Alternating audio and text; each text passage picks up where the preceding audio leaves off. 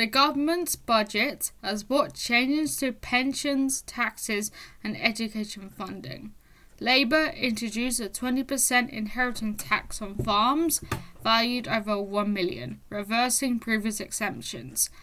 John Watts, a National Farmers Union member, farmer and ambassador, gave his opinion on the budget. First and foremost, to be lied to is really disappointing. The production of food doesn't make enough money to pay the inheritance tax. They have to own land to produce food. That land is worth loads of money, but they don't make loads of money. So that's a very specific piece of legislation that was put in place to protect small family farms.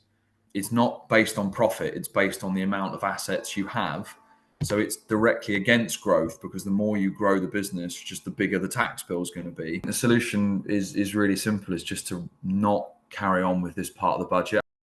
Russell Smith, a communications press release officer for the Home Office, provided his insights. And I know the Prime Minister wants to do quite a lot in a short time and get more money through kind of increased inheritance tax, basically, because a lot of farmers say we're kind of quite wealthy in terms of land, but we're not actually kind of wealthy in terms of how much money we got in our pocket, and there's a lot of money in that land. And the government is saying, well, look, what inheritance tax, I think it'll always be with us. You can't uninvent it, because the revenue you create is so important to the country. With the farmers, there might be a compromise. They might be able to compromise about where those lines go as to what is a wealthy farmer, what is a kind of wealthy property. There might be a bit of flex around there, but the principle of people with more money paying more inheritance tax, I think, will certainly stay.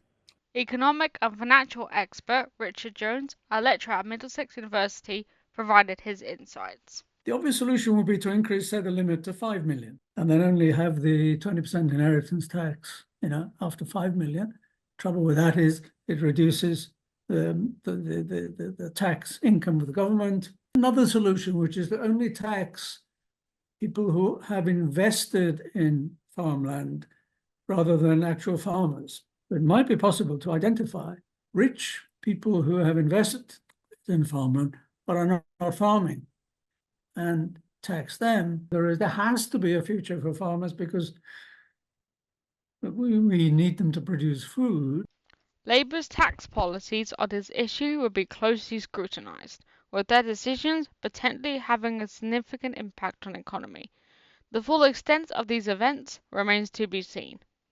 This has been Nora Fernandez, MDX News.